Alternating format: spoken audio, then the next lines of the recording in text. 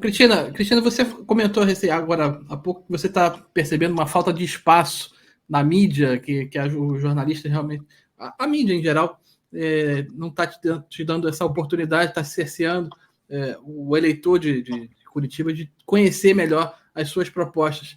Eu, como jornalista também, eu falo quase que diariamente aqui que eu sinto vergonha ao ver muitos colegas nossos fazendo o que estão fazendo. Agora, você passou para o outro lado.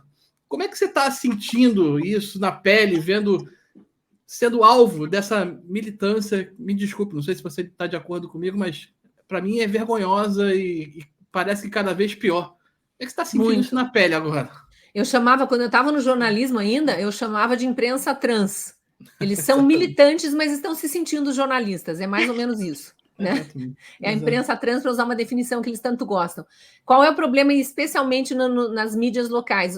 Aqui em Curitiba é um pouco diferente de Rio de Janeiro e São Paulo, de cidades muito maiores, Brasília, Belo Horizonte. Ela tem um pouco mais, eu acho, da característica do interior. Para a política, são muito fortes os famosos blogs de política. Sim. Então, não é necessariamente a mídia tradicional, mas tem rádios tradicionais, tem TVs tradicionais, e tem jornais tradicionais que sequer me mencionaram como pré-candidata ao longo de 6 meses de pré-campanha. E quando eu entrei e confirmei a minha candidatura, ficavam só espezinhando, sabe? Espalhando fake news, difamando, causando confusão no eleitor. Teve uma disputa jurídica entre a executiva nacional do meu partido e a executiva estadual e municipal, que era uma questão partidária, não tinha nada a ver comigo. Não tinha nada a ver com a candidatura Cristina Grêmio, com o registro da candidatura Cristina Grêmio, nem com a Cristina Grêmio candidata. E os jornais toda hora diziam, disputa sob júdice, Cristina Grêmio não será candidata. E até hoje eu encontro eleitores na rua dizendo, mas você é ou não é candidata? Por causa de uma difamação que foi feita 2 meses atrás, 1 mês atrás. Aí a gente tem uma parte cruel. Então, esses blogs de política, eles estão a serviço de políticos ou de partidos. Eles têm, inclusive, pelo que a gente sabe de bastidores, remuneração vinda de partidos ou de políticos. Então, são jornalistas de aluguel.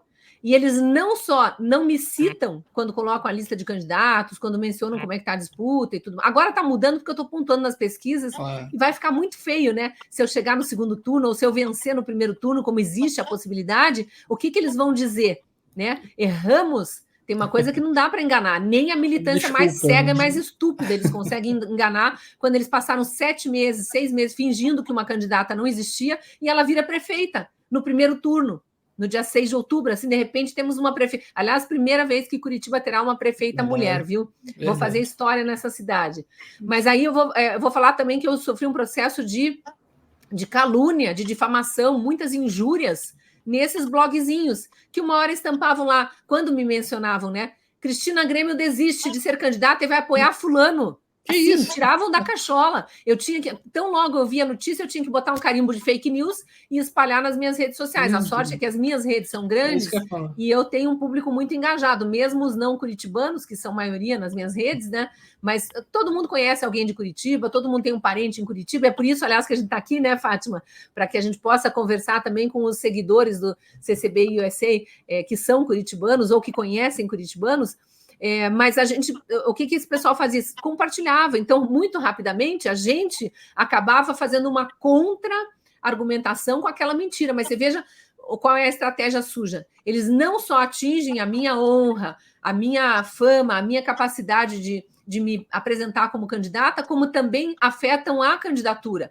Porque eu paro o que eu estou fazendo, que é a divulgação das minhas propostas e tudo mais, aqui mesmo. Tenho que ficar explicando que aquilo que eles publicaram lá é mentira. Enquanto eu estou presa nessa explicação, e os meus advogados presos para pedir direito de resposta, para processar criminalmente, civilmente, por danos morais e tudo isso aí, eles deixam de olhar o que os outros estão fazendo de errado para entrar com processos de impugnação e direito de resposta. Então, é muito cruel, é muito mesquinho, é muito baixo, é muito sujo o que acontece nos bastidores de uma campanha eleitoral.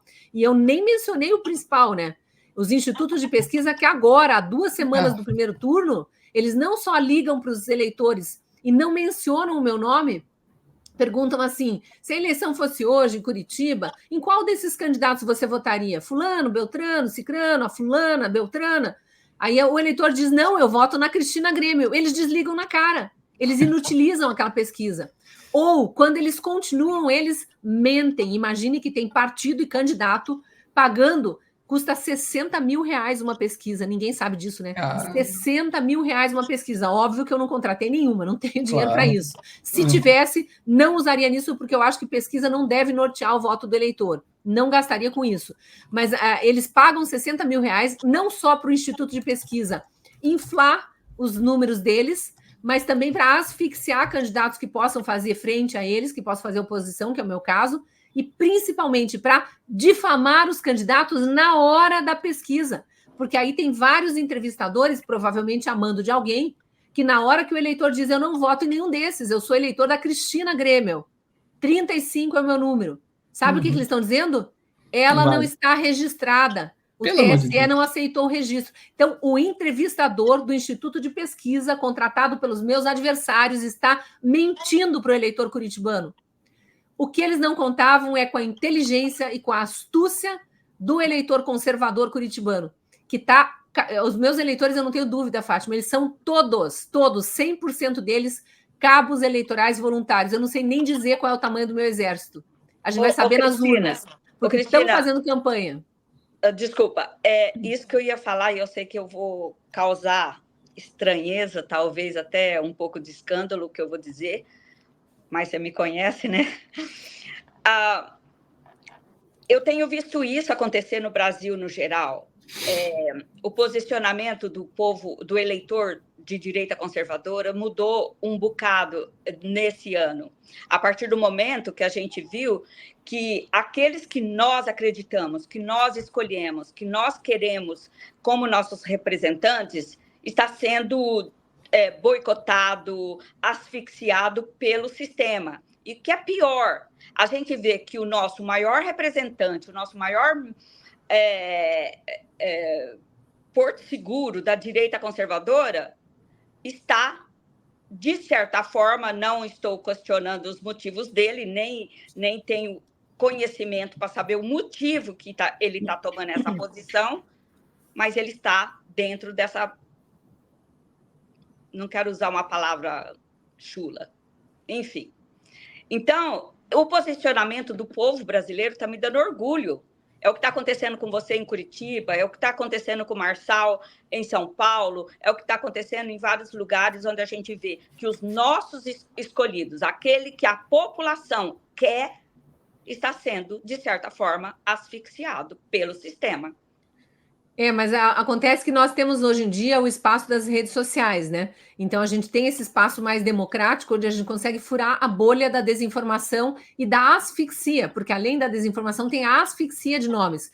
Você não mencionar o nome de um candidato legítimo, que foi, inclusive, colocado no páreo pela população, porque é o meu caso, eu não escolhi ser candidata, eu estou aqui com muita alegria, com muito senso de responsabilidade, orgulhosíssima de poder representar a minha cidade, de novo, a cidade dos meus pais, avós, bisavós, a cidade escolhida pelo meu trisavô como sua cidade de coração, em que ele dedicou a vida inteira a cuidar de pessoas. Estou muito orgulhosa de poder representar a população da minha cidade no espectro da direita conservadora. O que é injusto é que 9 candidatos de esquerda ou centro-esquerda, alguns deles se fingindo ser de direita porque querem apoio do presidente Bolsonaro, porque precisam do voto dos ditos bolsonaristas ou dos conservadores de direita, enfim. Aí, esses aí fingem que eu não existo, porque sabe o que já aconteceu? Por exemplo, a Band TV, que tradicionalmente faz o primeiro debate entre candidatos e fez em todas as capitais, logo no início de agosto, tinha convidado o meu partido e todos os outros partidos chamados nanicos, que não têm representante em Brasília, para o debate, embora não fosse obrigada a fazer isso, porque a lei eleitoral, como eu disse lá no início, ela prevê que partidos pequenos e candidatos de partidos pequenos não tenham tempo de rádio e TV, não podem se divulgar, não tenham dinheiro público para a campanha, então eu tenho que pagar advogado eleitoral do meu bolso mesmo, ou do bolso dos meus apoiadores, como está acontecendo, fazer vaquinha mesmo para conseguir pagar as contas, fazer santinho, fazer adesivo, pagar a gasolina de carro para rodar a cidade, ir fazer reuniões com grupos, conhecer pessoas, visitar feiras, que é o que eu estou fazendo, né? Mas a Band resolveu, fica na decisão da emissora, e ela resolveu convidar todos. E nós temos aqui dos 10 candidatos a prefeito, 4 que são de partidos pequenos, o meu e mais 3 candidatos. A Band convidou todos. O representante do meu partido, em julho, tinha ido na reunião lá na emissora, assinou uma ata da reunião concordando com todas as regras. O púlpito em que eu estaria no estúdio foi sorteado, nós concordamos, era meio para o cantinho assim, mas era sorteio, concordamos. A ordem das perguntas também foi sorteada, eu estava lá, no primeiro bloco eu perguntava não sei em que momento, no segundo não sei em que momento, estava tudo acordado, e os candidatos precisavam chegar na emissora com 2 horas de antecedência, e eu cheguei. E recebi uma porta na cara do advogado da emissora dizendo: o presidente da emissora decidiu te desconvidar. Essas foram as palavras. Um absurdo. E aí o detalhe, Fátima, os candidatos dos outros partidos pequenos entraram, inclusive um deles, que é dessa turma adepta de terrorismo, entrou com um cachecol do Hamas. Era um dia frio, ele veio enrolar naquele cachecol do Hamas e passou o debate inteiro defendendo aquelas coisas absurdas de Palestina, de Hamas, contra o capitalismo, contra o povo judeu, aquelas barbaridades. Mas o pior de tudo, pensando na democracia brasileira, é que nenhum dos 9 candidatos e nem a apresentadora da Band, na hora do debate, sequer mencionou meu nome.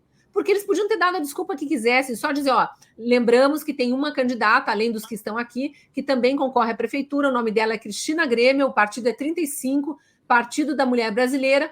Como é um partido pequeno, nós, Band, não somos obrigados a convidar. Nós até tínhamos convidado, mas resolvemos desconvidar, e ela teve porta na cara e foi embora. Estou brincando aqui, óbvio que eles não iam falar isso, mas eles podiam ter dito.